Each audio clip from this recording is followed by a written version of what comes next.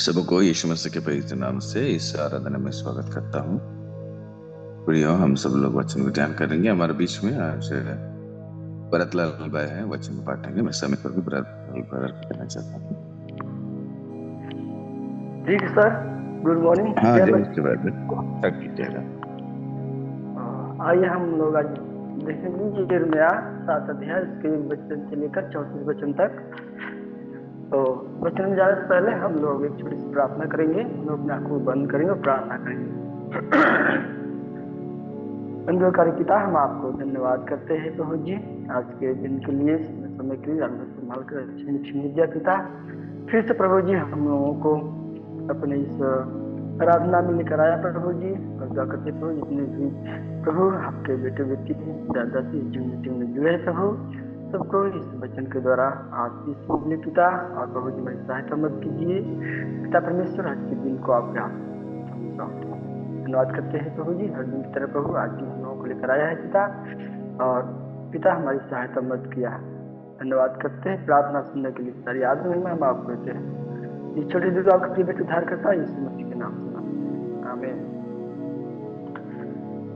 हम लोग देखेंगे यिर्मयाह 7 अध्याय इसके 1 वचन से लेकर 34 वचन तक। तो हम लोग देखेंगे कि इसको हम लोग इसे 3 भागों में बांट सकते हैं। पहला है मंदिर में यिर्मयाह का वचन,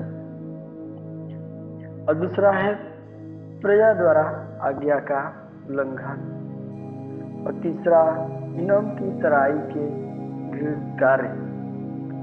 तो आइए हम लोग इसके बारे में जानेंगे, और इस प्रकार से देखते हैं कि यहाँ पर परमेश्वर यिर्मयाह के द्वारा यहाँ पर बात कर रहे हैं। और मंदिर में यिर्मयाह सारे यहूदियों को बुला करके उन लोगों को वचन से बता रहे हैं कि परमेश्वर की क्या इच्छा है, परमेश्वर क्या चाहता है हमारे जीवन से, आप लोगों के जीवन से, और जीवन आप लोगों का कैसे चल रहा है इसके बारे में यहाँ पे यिर्मयाह बता रहे हैं सबको। तो हम देखेंगे कि 1 से 3 में यहूदियों के लिए यिर्मयाह का वचन सुनाया जाना। तो देखते हैं कि यहाँ पर वो यरूशलेम पर, यहूदियों पर परमेश्वर हमेशा ज्यादा से ज्यादा क्या करते हैं, ध्यान देते हैं, और उन्हीं लोगों के बारे में ज्यादा हम देखते हैं कि परमेश्वर बात करते हैं। यहाँ पर देखते हैं कि लिखा है कि जो वचन यहोवा की ओर से यिर्मयाह के पास पहुंचा वो यह है, यहोवा के भवन के फाटक में खड़ा हो और यह वचन प्रचार कर और कह कि हे सब यहूदियों, तुम जो यहोवा को दंडवत करने के लिए फाटकों से प्रवेश करते हो, यहोवा का वचन सुनो। तो किसके बारे में बताना चाहते हैं? हम देखेंगे कि यहाँ पर यहूदी लोग परमेश्वर के खिलाफ कार्य कर रहे हैं, परमेश्वर की आज्ञा के खिलाफ वो लोग क्या कर रहे हैं, जा रहे हैं। परमेश्वर जो कार्य नहीं करने के लिए बोलते हैं वो लोग वही कार्य करते हैं। हालांकि परमेश्वर की दृष्टि में इस्राएली लोग, यहूदी लोग क्या करते थे, हमेशा गलत करते थे। परमेश्वर बार बार सोचते थे, मतलब ये लोग अपने पाप से, अपने गुनाह से क्या करें, ये वापस आए। लेकिन ये लोग अपने चाल चलन पर सुधार नहीं ला रहे हैं। हमेशा परमेश्वर की नजर में ये लोग घृणित कार्य कर रहे हैं। परमेश्वर, हम देखते हैं कि परमेश्वर उन लोगों को अवसर देने के लिए चाहता है कि ये लोग क्या करें, हमारे तरफ आ जाएं, वो अपने बुरे चाल चलन से वापस आ जाए और उन सारे गलत कार्यों को छोड़े। 4 से हम लोग आज देखते हैं उनके चाल चलन को सुधारने का अवसर। बार बार इस्राएली लोगों को परमेश्वर क्यों बताते हैं? वो लोग अपने चाल चलन पर ध्यान नहीं देते हैं। वो लोग सोचते हैं कि जो हम कर रहे हैं वो अच्छा कर रहे हैं। उन लोगों को ये पता नहीं है कि हम लोग बहुत गलत कार्य कर रहे हैं और परमेश्वर के खिलाफ हम लोग जा रहे हैं। परमेश्वर क्या चाहता है हम लोग के जीवन से, हम लोग किस प्रकार से अपने जीवन को बिता रहे हैं, वो लोग इसके बारे में ध्यान नहीं दे रहे हैं और परमेश्वर की आज्ञाओं को क्या कर रहे हैं उल्लंघन कर रहे हैं। परमेश्वर बार बार लोगों को क्या कर रहा है, अवसर दे रहा है, लेकिन वो लोग उस अवसर को नहीं समझ पा रहे हैं। मैं बताना चाहता हूँ कि हमारे भी जीवन में परमेश्वर क्या करता है, बार बार अवसर देना चाहता है। हम किस मार्ग में चल रहे हैं और हमारा चाल चलन क्या है, किस प्रकार से अपने जीवन को हम लोग बिता रहे हैं, इस पर हमें ध्यान देना बहुत जरूरी है। क्योंकि हमें ध्यान देने वाला हमारा परमेश्वर है, इसलिए हमें भी क्या करना है, ध्यान देने की जरूरत है।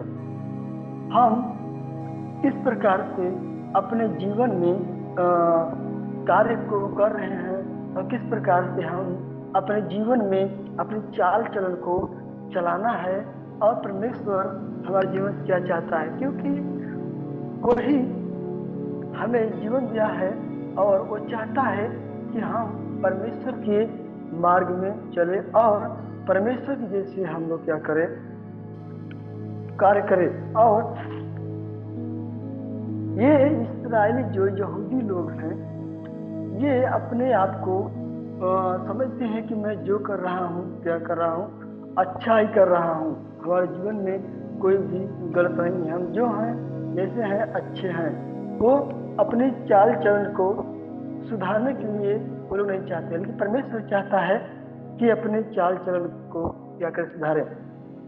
ये यहोवा का मंदिर है, यही यहोवा का मंदिर है। ये लोग क्या करते हैं, देखते हैं 4 में कि ये लोग यही सिर्फ कहते रहते हैं, लेकिन वो लोग अपने चाल चलन को सुधार नहीं रहे हैं। हम देखते हैं कि ये मनुष्य, यदि तुम सचमुच अपनी चाल और काम सुधारो और सचमुच मनुष्य के बीच न्याय करो। परमेश्वर चाहता है कि हम लोग क्या, इस्राएल लोग की लोग क्या करें, भलाई करें। वो अपने में एक दूसरे से क्या करें, अच्छा से मिलकर रहें, एक दूसरे के साथ अच्छा न्याय करें। और वो क्या करते हैं, अपने में क्या बोलते हैं कि वो चाहते हैं कि कोई भी किसी के ऊपर अंधेर न करे, किसी के ऊपर गलत कार्य न करे। और ये जो व्यभिचार है, चोरी है, हत्या है, ये सब लोगों के जीवन में हम देखते हैं क्या रहता है, भरा रहता है। और वो लोग इससे वापस नहीं आना चाहते हैं। उन लोगों को अंधकार में जीना अच्छा लगता है।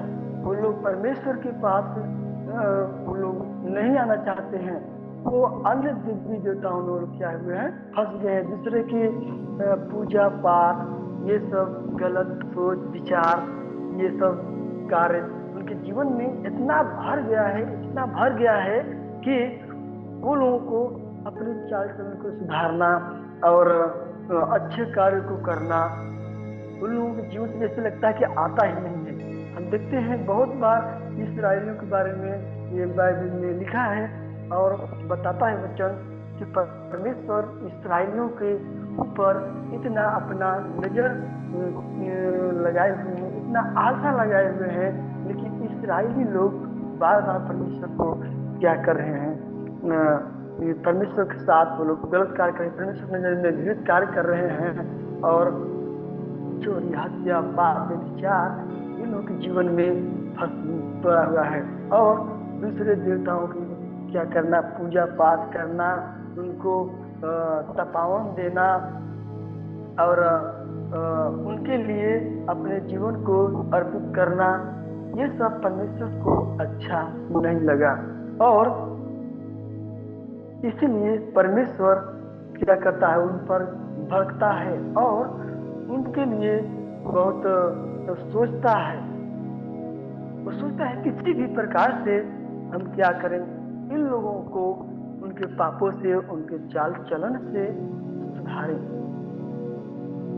इससे हम भी यह सीख सकते हैं कि परमेश्वर हमारे जीवन से क्या चाहता है, हम किस प्रकार से अपने जीवन को बिता रहे हैं, हमारा चाल चलन किस प्रकार से है और हमारा चाल चलन को कैसे रहना चाहिए, कैसे हमें करना चाहिए एक दूसरे के साथ, अविश्वासी लोगों के साथ और सांसारिक लोगों के साथ, ये बहुत मायने रखता है।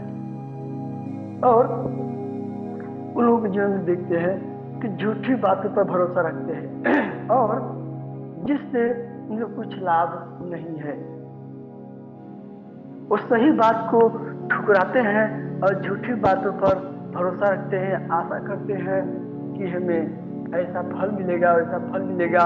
वो दूसरे देवी देवता को पूछते हैं, वो बोलते हैं कि ये हमारे देवी देवता हमें संभालेंगे और हमारी सुरक्षा करेंगे, लेकिन नहीं, ये गलत बातों पर भरोसा रखते हैं। जहाँ पर भरोसा रखना चाहिए वहां पर भरोसा नहीं रखते हैं और जो करना चाहिए वो नहीं करते हैं, सीधे क्या करते हैं, गलत कार्य को करते हैं। और हम लोग देखेंगे यहाँ पर 9 से 10 में कि यहूदियों द्वारा आज्ञा का उल्लंघन लिखा है, तुम जो चोरी, हत्या और व्यभिचार करते, झूठी शपथ खाते, बाल देवता के लिए धूप जलाते और दूसरे देवताओं के पीछे जिन्हें तुम पहले नहीं जानते थे चलते हो, तो क्या यह उचित है कि तुम इस भवन में आओ जो मेरा कहलाता है और मेरे सामने खड़े होकर यह कहो, हम टूट गए हैं कि ये सब घृणित कार्य करें। यानी कि वो लोग कार्य तो कर रहे हैं गलत, श्री परमेश्वर से आशा रख रहे हैं और वो लोग बाल देवता के लिए क्या कर रहे हैं, धूप जलाते हैं और दूसरे देवता के पीछे वो लोग जिसको नहीं जानते हैं उसके पीछे जाते हैं। जो बातें कर रहा है, स्वयं समझा रहा है, बता रहा है, उस पर विश्वास नहीं है, लेकिन वो लोग उस देवता के पीछे जा रहे हैं जिसको जानते नहीं है, जिसका नाम हम नहीं सुने हैं और जिसके बारे में उनको जानकारी नहीं, ज्ञान नहीं है, उनके पीछे वो लोग, यानी कि झूठी बातों के ऊपर लोग विश्वास कर रहे हैं और वो लोग क्या बोलते हैं कि गलत सोच को लेकर उसके पीछे क्या कर रहे हैं, भाग रहे हैं। एक झूठी आशा जिससे कोई लाभ, कोई फायदा नहीं होता, उसके पीछे वो लोग क्या कर रहे हैं, भाग रहे हैं। कभी कभी ऐसा होता है कि हम जिस रास्ते पर चलते हैं बस चलते ही जाते हैं हम, लेकिन सोचते नहीं हैं ये रास्ता हमें कहाँ ले जाएगा और ये रास्ता सही भी है या गलत है, हम इसके बारे में सोचते भी नहीं।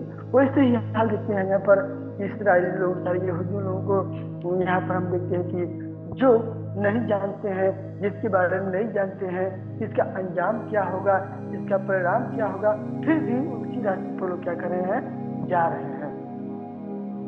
हमें कहीं भी कुछ भी करने से पहले हमें सोचना चाहिए, हमें सोचना है कि हम क्या करने जा रहे हैं और जो करने जा रहे हैं वो सही है या गलत है, इसके बारे में हमें सोचना बहुत जरूरी है।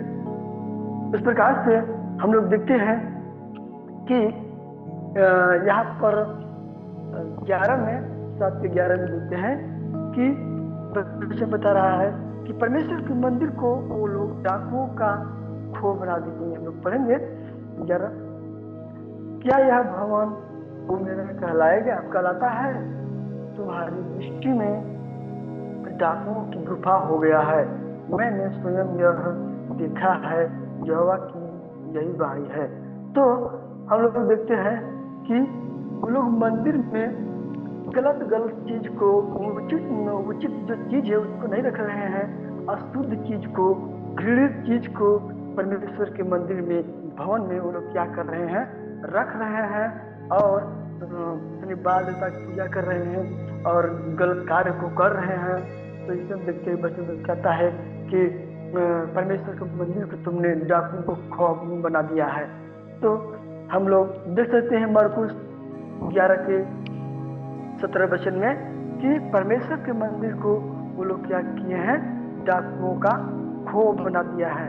और लूका 19 के 46 में भी हम लोग देख सकते हैं, वहां पर लिखा है कि परमेश्वर के मंदिर को क्या किए वो लोग, डाकुओं का खो बना दिया है। और हम लोग आगे देखेंगे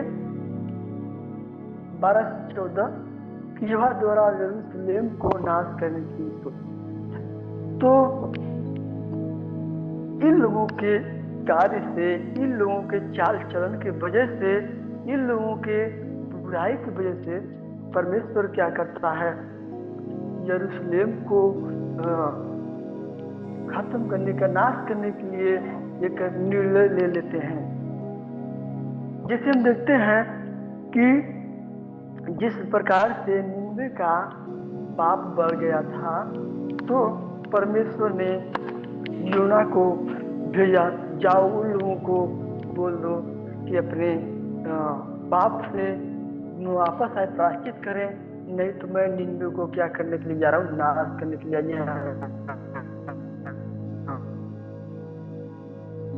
कि यहाँ यरूशलेम पर, इस्राएली लोगों पर आ गया है, क्योंकि इन लोगों का जो पाप था, इन लोगों का जो चाल चलन था, बिगड़ गया था।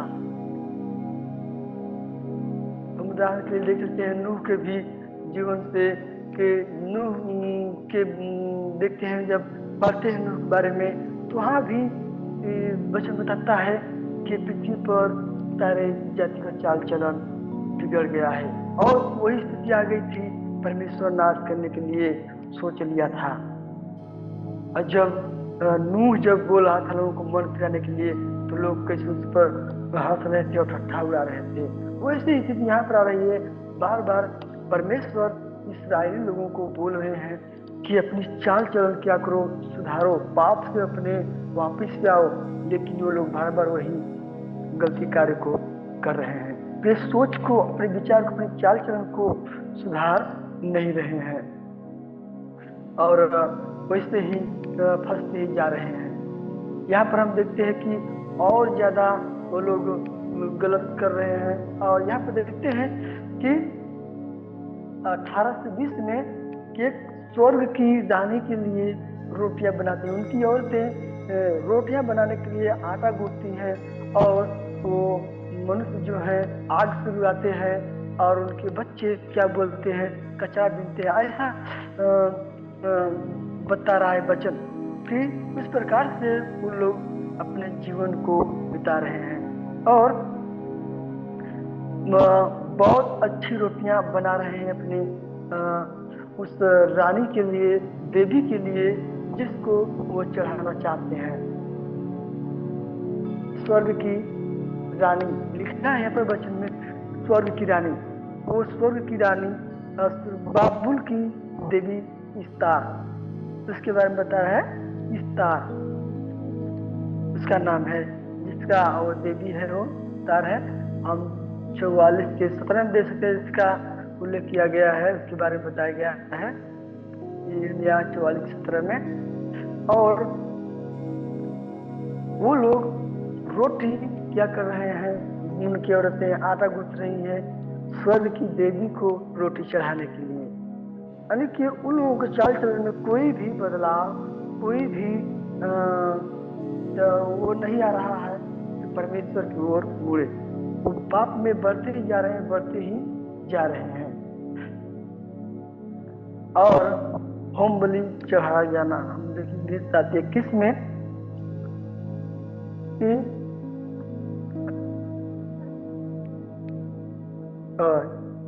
होम बलि परमेश्वर यहाँ पर उसके लिए कोई भी ज्यादा किया गया है, महत्व नहीं दिया है।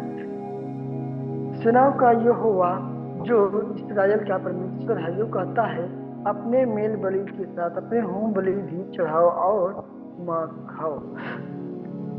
तो यहाँ पर देख सकते हैं लय व्यवस्था 1:9 में भी है इसके बारे में कि लोग उस बलि को खा सकते थे, क्योंकि उनके आत्मिक पतन की दशा में परमेश्वर के लिए यह अर्थहीन था। यानी कि उसका कोई भी अर्थ नहीं था। और होम बलि वो लोग करते थे और इसलिए होम बलि, मेल बलि, पाप बलि, अन्न बलि के बारे में बहुत सारे ये नए प्रसंग सब बहुत कुछ लिखा गया है। और हम देख रहे हैं कि 7:22 में कि बेहतर अनुवाद के में अर्थात मूसा की व्यवस्था प्राथमिक तौर पर बलिदानों को उतना महत्व नहीं देती थी जितना महत्व यह एक व्यक्ति की यहोवा के साथ संबंध को देती थी। यहोवा के साथ उसका यह संबंध सच्ची आराधना में बलिदानों के द्वारा प्रकट होगा। ये हम देखते हैं कि होम बलि, मेल बलि, इससे ज्यादा परमेश्वर किन चीजों पर प्रसन्न होते हैं कि हमारा चाल चलन, हमारी सच्ची आराधना, परमेश्वर के साथ हमारा संबंध अच्छा हो। परमेश्वर हमसे क्या चाहता है?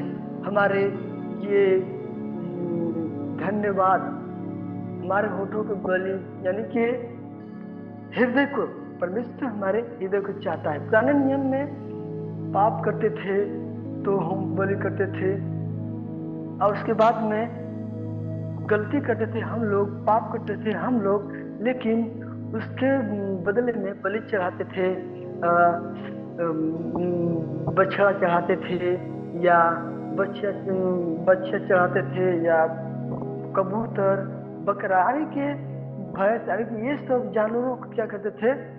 बलि चढ़ाते थे ताकि हमारा पाप खत्म हो जाए। लेकिन प्रभु यीशु मसीह जब आए तो हम सब के पापों के लिए क्या किए? अपने आप को कुर्बान कर दिया। और इसलिए परमेश्वर ज्यादा खुश किसलिए होता है? कब होता है? जब हमारी सच्ची आराधना, परमेश्वर का सच्चा संबंध हमारा हो। होम बलि, मेल बलि से सबसे ज्यादा प्रसन्नता परमेश्वर के इसी सोचती है कि हमारा चाल चलन या हमारा क्या हो? संबंध परमेश्वर के साथ अच्छा हो। और 23 से 28 में देखते हैं परमेश्वर की सलाह के लिए क्या है। परंतु मैंने उनको यह आज्ञा दी कि मेरे वचन को मानो, तब मैं तुम्हारा परमेश्वर होगा और तुम मेरी प्रजा ठहरोगे, और जिस मार्ग की मैं तुम्हें आज्ञा दूं उसी पर चलो, तब तुम्हारा भला होगा। यहाँ पर हम देखते हैं 23 से 28 में कि परमेश्वर चाहता है कि ज्यादा कुछ नहीं करना, बस परमेश्वर जो चाहता है जैसा मैं कहूँ सिर्फ वैसा कहो तो मैं तुम्हारा क्या रहूंगा? परमेश्वर रहूंगा। ये परमेश्वर क्या कर रहे हैं? सलाह दे रहे हैं, चेतावनी दे रहे हैं।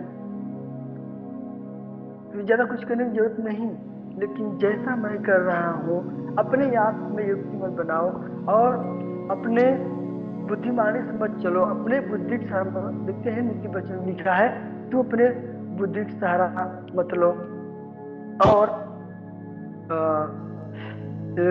अपने आप पर भरोसा मत रखो। परमेश्वर पर हमें भरोसा रखना है और परमेश्वर से हमें बुद्धि मांगना है। लेकिन ये लोग अपने आप को बुद्धिमान समझते थे और अपने आप को बहुत बड़ा समझते थे और परमेश्वर की बातों को ये लोग नहीं मानते थे। परमेश्वर की आज्ञा का उल्लंघन करते थे। परमेश्वर की आधा आज्ञा को वो लोग क्या करते थे? उल्लंघन किया। और परमेश्वर के सामने देखते खाली घृणित कार्य करते थे। 29 में देखेंगे कि यहूदियों का घृणित कार्य, वो लोग घृणित कार्य को करते थे और परमेश्वर के नजर में इतने बुरे हो गए कि वो लोग बोल दिया कि अपने बाल मुड़ाओ और क्या करो, तुम ऊंचे स्थान पर चढ़कर क्या करो? तुम गीत गाओ और परमेश्वर को याद करो। यह हम देखते हैं कि अपना ये आयु नबी के बीच में आयु भी अपना वो क्या बोलते हैं, वो उतार करके, बागा उतार करके मुड़ा कर वो क्या करता है? वही परमेश्वर को प्रार्थना करता है और परमेश्वर की मदद करता है, वैसे ही उन लोगों को बोल दिए। 31 में हम लोग देख सकते हैं। और ये 31 देखेंगे कि तोपेत एक स्थान बनाकर, ऊंचा स्थान बनाकर, जिसका अर्थ है अंगीठी, जहाँ लोग अपने बेटे बेटियों को क्या करते थे, जलाते थे, बलि, शिशु बलि जलाते थे, शिशुओं का बलि करते थे। जबकि परमेश्वर ने ऐसा कुछ नहीं कहा था, ऐसा कुछ आज्ञा नहीं दिया था, लेकिन वो लोग बहुत पाप कर रहे थे। अपने बच्चों को, शिशुओं को, शिशु मतलब छोटे छोटे बच्चों को, बेटी बेटियों को वो लोग आग में जलाते थे, जो कि परमेश्वर की नजर में बहुत बड़ा पाप है। ये क्या होता था, हिनोत की तराई के विरुद्ध कार्य, ये सब वहां पर बहुत अत्याचार लोग कर रहे थे। परमेश्वर की यानी की नजर में पूरा गलत काम कर रहे थे वो लोग। और हम लोग देखेंगे कि पढ़ेंगे हम लोग इस बार लिखा है, उन्होंने हिनोम वंशियों की तराई में तोपेत नामक ऊंचे स्थान बनाकर अपने बेटे बेटियों को आग में जलाया है, जिसकी आज्ञा मैंने कभी नहीं दी और न मेरे मन आया। परमेश्वर बदलता रहा है, ऐसा चीज जो हमारे मन में कभी नहीं आया, वो लोग ऐसा कार्य कर रहे हैं, इतना घृणित कार्य को कर रहे हैं, और कि परमेश्वर की आज्ञा को उल्लंघन पूरा कर रहे हैं। और इसलिए इन लोगों के पंचों, इसलिए परमेश्वर यहाँ पर बता रहा है कि ये लोग इतना अत्याचार किए हैं कि ये लोग कभी अब ऐसा कर पाएंगे, और इन लोगों का हाल ऐसा होगा कि इन लोगों का जो बॉडी है, डेड बॉडी रहेगी, ऐसा हो गया कि ये लोग न जलाया जाएगा न गाड़ा जाएगा, इनके चील को वे क्या करेंगे, खाएंगे, और आकाश के पक्षी पशुओं के आहार होंगे ये लोग, और इन लोगों की ऐसी हालत होगी, और भगाने से भी क्या होंगे, वो भागेंगे भी नहीं। यानी कि इतना वो लोग पाप में पड़ गए, इतना वो लोग बुराई में पड़ गए कि इन लोगों की दशा ऐसी हो गई। परमेश्वर का वचन बताता है कि न उनके लाश को, उनके बॉडी को कहीं जलाया जाएगा, ना जलाया जाएगा, उनके उनको आकाश के पक्षी आपस में क्या करेंगे, आहार बनाएंगे, ऐसी स्थिति। तो हम यही बताना चाहते हैं परमेश्वर के वचन से कि हम लोगों के जीवन में भी ऐसा सोच विचार आता है कि परमेश्वर के खिलाफ हम लोग जाने के लिए, लेकिन परमेश्वर हम लोगों को बार बार चेतावनी देता है, बार बार अवसर देता रहता है कि हमें विविध कार्य, गलत कार्य से हमें वापस आए, अपने चाल चलन को सुधारे, हमारा रिश्ता जिसके साथ बनना चाहिए उसके साथ है, परमेश्वर के साथ हमारे संबंध को बनाए रखना चाहिए। और यही से मैं बात करता हूँ, अगला मैं सर को देता हूँ।